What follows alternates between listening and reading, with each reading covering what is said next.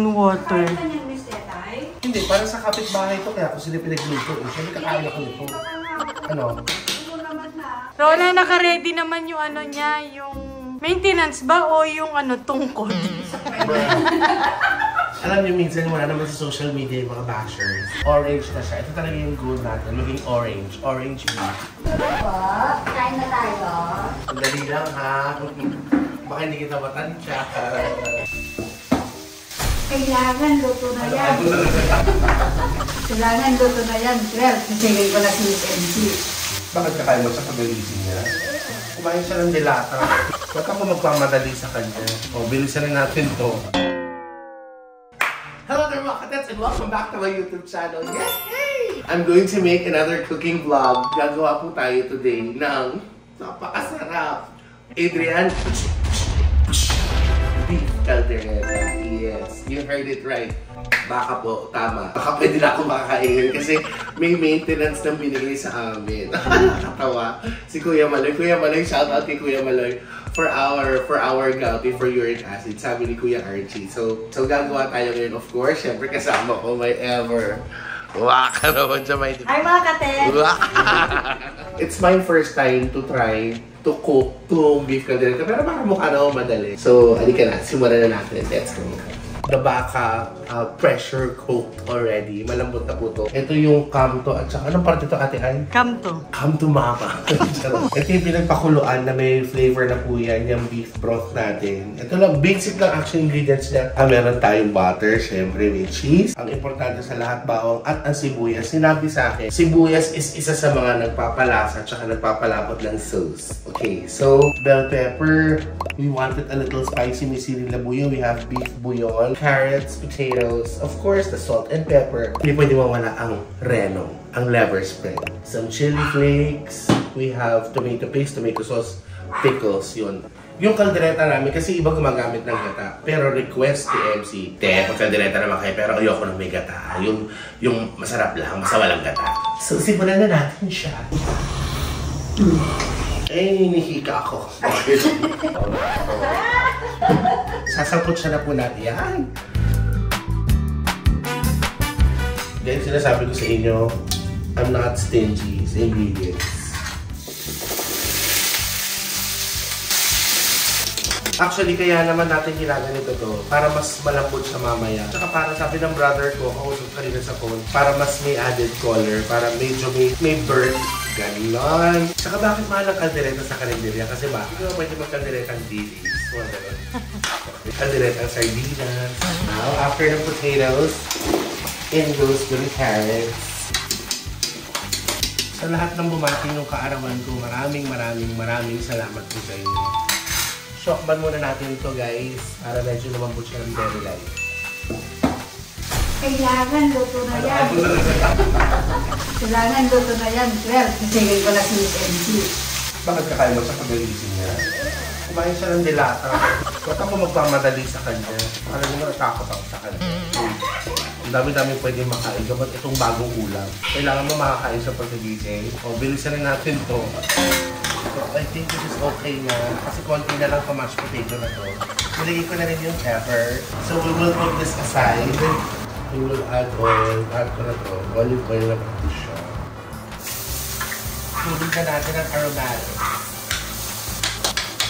Kaldereta ang sibuyas na. Siyempre, hindi ako papaawa. Taliyap ng butter. Ngayon mga katets, yung para mas mabilis, yung pagpapalambot ng baka, unahin na natin yun. Pagpapalambot namin kanina, siyempre kailangan may tubig, di ba? Para lalambot yun. So tubig, tapos bawang, sibuyas, salt, and pepper, para dun palang malasa na kumakapit na yung lasa sa baka. I'm speaking like a chef. I'm so full of chef. Okay, so pag okay na to, ilalagay na natin ang dati kong kalaban. Ngayon, sana maging magkaibigan na kami. Please, maawa ka naman. Kulod na natin ng baka. We'll have to stir this properly para ma-coat yung bawat meat. Ma-coat siya ng onions at ng garlic para talaga yung flavor nandun talaga siya nakapack. Pack ganun. So ito, para mga 5 to 7 minutes, let's put back the lid, the cover, the shield. Tapos balikan na natin siya. Okay, so sorry, nagkamali ako. Wala pang 1 minute na na-realize ko na. Sabi ni Ate Aileen, pwede na ilagay ito ng ate. Yes. Itong pickles. Ilang kilo itong baka natin?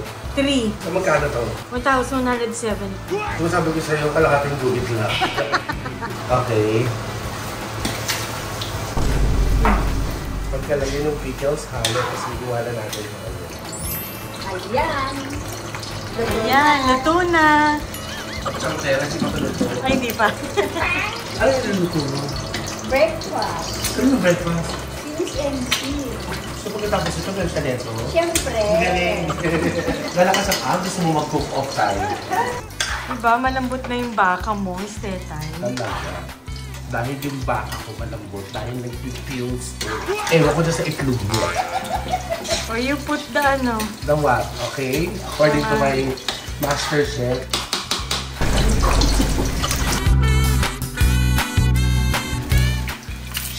Grabe, itlog mo mapanakit ka. Ganito talaga ang itlog. Tumatalsik. Magabi parang hindi naman tumalsik yung itlog na nakawakan mo. Steady naman siya. May ibang klase ng itlog. So, ayan. Yes. Orange na siya. Ito talaga yung goal natin. Maging orange. Orange beef. Ano po? Kain na tayo. Dali lang ha. Baka hindi kita matansya. Okay, lalagyan na tayo ng tomato sauce.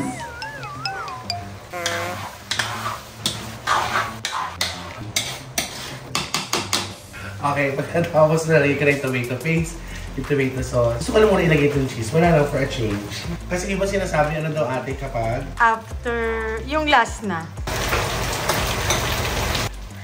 Baka iba kasi may mag-react dyan. Ay, dapat last na. Huwag po kayo mag-away. Huwag tayo magtalo-talo. Kinalahati ko po. Para mapagbigyan yung gusto ko. Kakain ka ba talaga niyan? Yes! Kakain tayo nito. Pag hindi nakapaglakad, edi pahinga mo na. May basto naman siya. Ron, i-ready mo yung kanin ni Miss Tetay. Wow. Mga 2 kilo. Bunga okay, maglalagay na po tayo ng, ito yung pinagpakuloan yung beef broth with flavoring. Sabi ni Ate Aileen, tansyahin lang daw. Okay, yun na yun. Kunti pa. Ay talaga? Oo.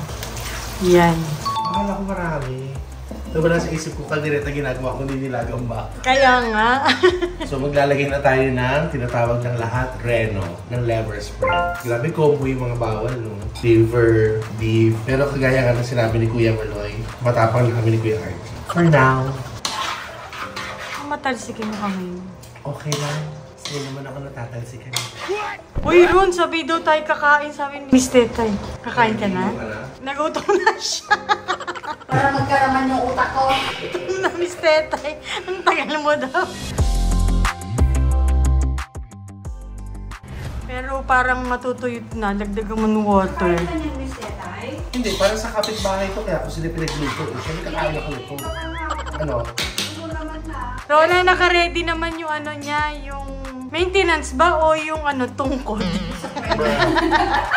Alam niyo, minsan wala naman sa social media yung mga bashers. Nandito po sa kasama ko sa bahay. Itong dalawa, punyeta kayo. Okay, so according to Ate Aileen, kulang ng dagdagan ng sabaw. Yan. Papamantikain lang daw namin ng konti. Naiinip ako. So lalagyan na natin siya ng... Nagbo-boil na siya, nag-little boil na siya. I did a little flavoring kanina. So, lalagyan ko lang ng medyo konting-konti na lang sa alat. So lalagyan natin siya ng konting salt. Pepper. Freshly ground pepper, gano'n. And then yung cheese, no? Vegetables.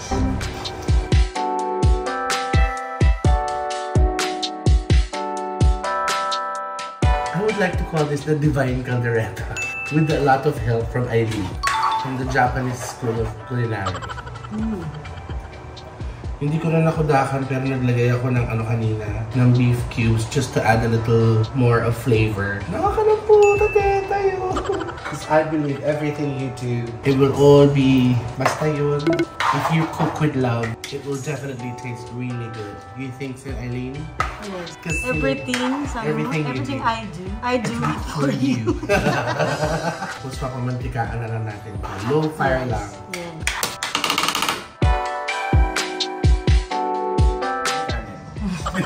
Papamantikaan na natin mga katens. Tapos pabalikan natin siya mamaya. Low fire lang. Yan! Eto na po siya mga katens! Luto na po ang aking divine caldereta. Ganon. Kung nakikita nyo dalawa ang plato, kasi dalawa po yung kakain ko siya.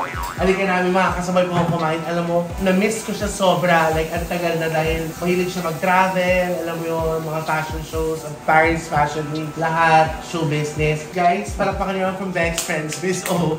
Halika, Chordy, kakain na tayo. Wow! At hindi lang kami magkakaldereta.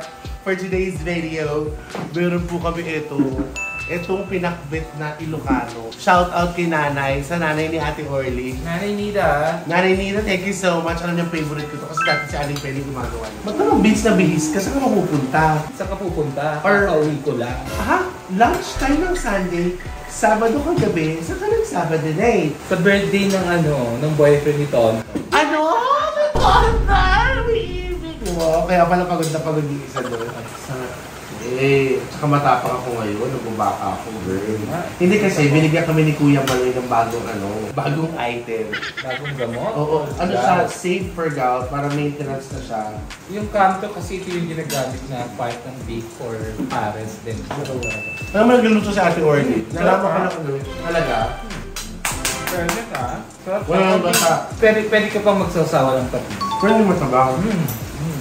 Masarap siya, guys. First time bang magluto ng Pagdilata, promise. In fairness, bongga. Ang niluluto ko lang na beef to Orly, alam mo diba yung yung biscuit Tagalog yun lang. So may another beef recipe na akong gawin. May kata ba to? Wala. Pero, masarap ka, kahit ito lang. Ayaw kasi ni Melvin na may kata. Ayaw ko na may kata. Talaga? Sir niya naman nila. Masarap ka. Ay, ang Guys, living proof. Miss O is right here. Masarap yung beef caldereta ko. Yes, hindi dahil... Just for the video. Yun, no? Yeah. It's not. Actually, sinasabi naman, tsaka na lasa.